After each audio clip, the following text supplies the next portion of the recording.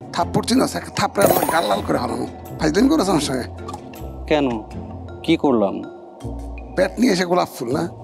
Apply করার 1 বা 2 দিন পরে মেবি আমাকে একটা কল দেওয়া হলো।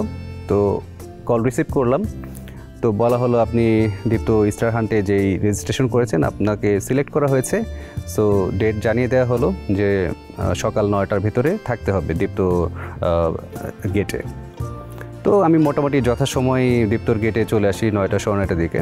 তো আমি যখন জাজেসদেরকে উইলিংলি বললাম আমি একটা সিন আপনাদেরকে অ্যাক্টিং করে দেখাতে চাই, তখন আমাকে বললেন যে তোমার সিনের থিমটা বা কী ক্যাটাগরিতে হচ্ছে।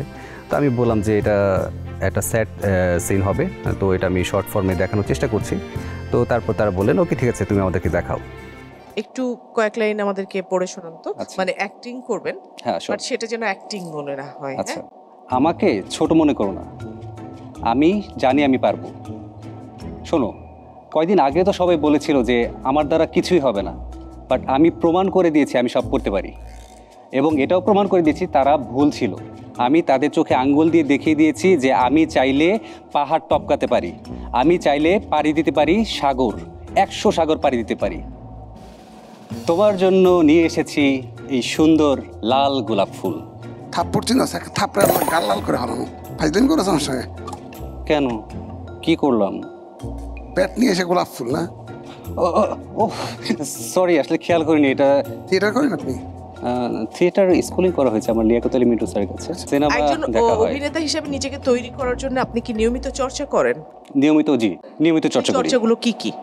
নিয়মিত চর্চাগুলোর মধ্যে যদি বলি, ভয়েস নিয়ে চেষ্টা করি বিভিন্ন টোনে কথা বলার। আপনি একটু নেলি টোনে কথা বলেন তো।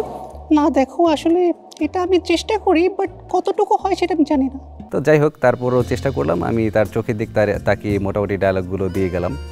তো তারপর তারা উভয়ে আমাকে একটু কনফিউশনে ফেলে দিল, বলল যে এবারের জন্য বাদ দিই আমরা, নেক্সট টাইম আপনি ট্রাই করেন। কাউকে না কাউকে তো বাদ দিতে হবে। Thank you.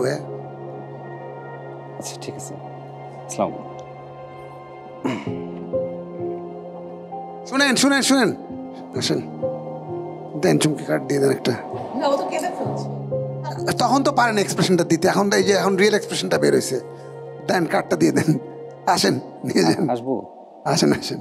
স্বপ্ন দেখার দিন এসেছে, স্বপ্ন দেখার বার ভেঙে ঠেলে সময়। Thank you. তো এখন আমাদের এই যাত্রা তো মাত্র শুরু। এটা যদি বলি পুরো যাত্রার 20 বা 30% আমরা মাত্র আসলাম। এখন সামনে যেটা শুনছি আমাদের মূল যে জাজেসরা তারিক আনাম স্যার, শিয়াব শাহিন স্যার, তারপর মিথিলা ম্যাম, তারা 3 জনই থাকবেন। তো এটা আরও চ্যালেঞ্জিং হবে। এবার রাত 10টায় শুধুমাত্র দীপ্ত টিভি ও দীপ্ত ডিজিটালে। সময়